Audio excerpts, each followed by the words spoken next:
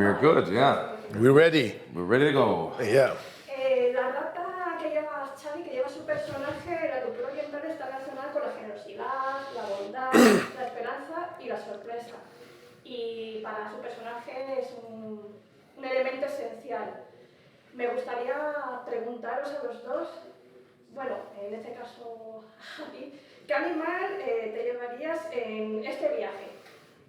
He was talking earlier about the siblings of a rat and the Oriental culture, the Eastern culture, and he said, but for you, if you were going on a trip, what animal would you take with you, or what pet? I think a chimpanzee I would choose to go on. Yeah. Chimpanzee. Álex with a chimpanzee, huh? Did you see that he said, like, I take a chimpanzee, and he looks at me like, yeah. Chimpanzee. You know, I wanted to buy a chimpanzee, and when I was like many years ago, and I go to the shop, and the guy in the shop, this is real. He said, "What? The animal shop?" I said, "I want a chimpanzee." Said first, it's illegal, and second, the chimpanzee when it gets older, he can do like this to you, and he can kill you. Yeah, they can. And then I bought a dog. Ah, that's it. A San Bernardo. Oh, they're beautiful dogs, the big one, like Beethoven, and the brandy. Okay, te estamos quitando el tiempo a la entrevista. Esto no tiene. I think it's. I watched that Clint Eastwood movie, Any Which Way But Loose. You know. I watched it too many times as a kid. There you go. So I would take. Yo me llevaría una rata, porque es lo que me llevo y porque es mi mascota y porque me encanta. Hablando de Charlie, pregunta es para usted. ¿Cree que Charlie al final tuvo la suerte de crecer y convertirse como todo el barco? Es una frase que se dice, que le dicen a su personaje o refiriéndose a usted, ¿no? Que ojalá no crezcas y ojalá no te conviertas como el resto del barco, como es el resto de personajes. ¿Pero crees que al final lo hiciste? ¿Te convertiste como el resto de personajes? No te puedo contestar a eso, porque si te contesto a eso, pues te destripo. Ya, pero la gente, esto va a salir antes de que la estrenen, ¿no? Entonces no te puedo contestar a eso, porque si te contesto a eso, pues, ¿sabes? Entonces no sé en lo que se convierte Charlie. Vale, pues entonces, hablando también de tu personaje, a ver si esto. Vale. Me ha encantado, me ha fascinado cómo trabajas solamente con la mirada. Muchas gracias. No hablas, solamente es tu mirada. Absolutely, yeah, I agree. It's amazing. Y con su personaje parece que tiene como una venda en los ojos, son la noche y el día, pero al final se quita la venda, cuando está en medio de la mar, cuando no hay nadie. Uh-huh. Y me gustaría preguntar, ¿cómo fue ese trabajo gestual en su caso? Porque es, de verdad, habla con la mirada sin decir nada.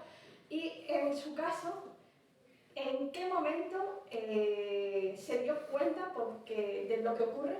Porque no... O sea, parece que no es consciente, pero sí es consciente al mismo tiempo. Sí. Right.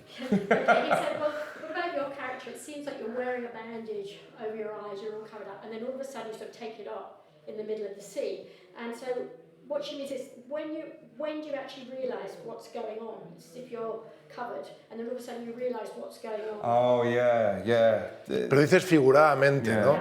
So she Okay. said, you know, as if Not physically. Yeah. You say that in English? Yeah, not real, yeah. I see what you mean. You're covered up, and then all of a sudden you're to the... That was the fun of season 2 with Álex and John Lynch, with Arthur, because everybody on the ship is trying to figure out who Arthur is trying to figure out, and I loved working with John.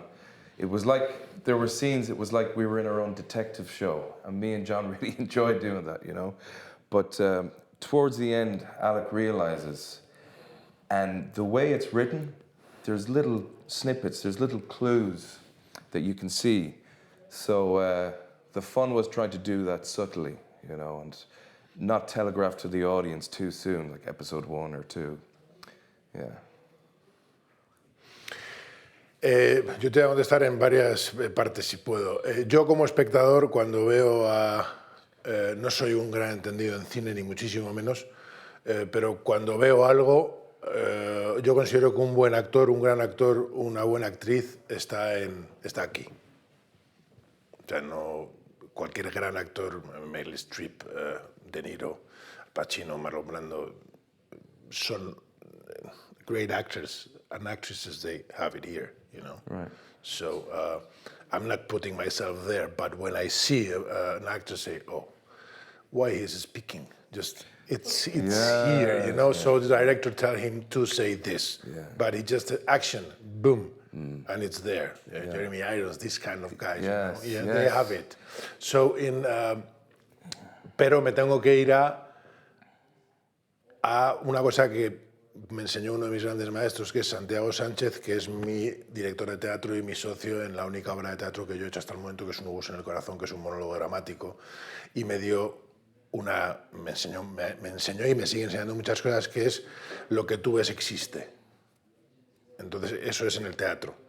Pero para un niño, que es lo que es Charlie, todo es grande, porque todo es nuevo. Entonces, Charlie no mira como mira a Hovik o mira a Moe. Charlie ve algo y hace... Es un niño. Entonces, para un niño todo es nuevo, todo es sorpresa, todo es magnífico. Entonces, que esa fue una de las llaves que apareció. En ese físico a la que pone esa cara, tienes el niño y tienes la mirada. Y luego creo que hay algo que cada uno genéticamente lleva.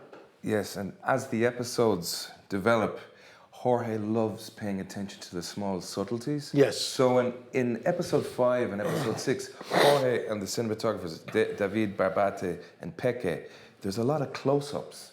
And Jorge can pick up on all of the subtleties. Yes. So he's more interested in, you know, what's Álex thinking in a close-up shot. And so that brings the audience in.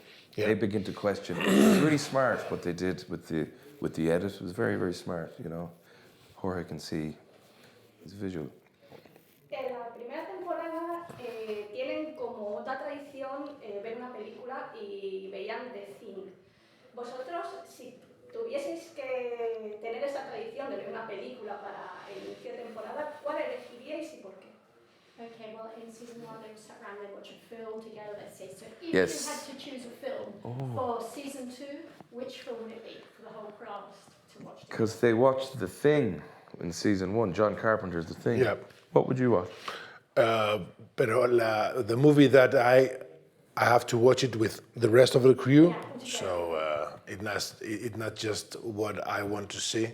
I have to think. You all sit together and watch it. So, okay, I'm going to say one of my favorite movies, and I think everybody would watch it, which will watch it, okay, in that case. First Blood. I love that movie. Great movie. I love First Great Blood. Movie. Like, I think it's one of the story how one of the first movies of Sylvester Stallone. Great movie. I know close. I don't know how many times I've watched it, but I will choose that for all the crew. Yeah.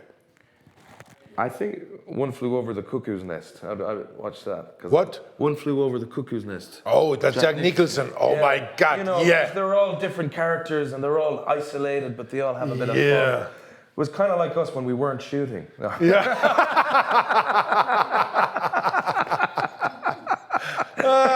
Okay, you put First Blood or that one, and it's one episode. The second season, everybody kill everybody in the first episode. Oh my God, okay. Thank you very much. Thank you so much. Gracias. Muy amable.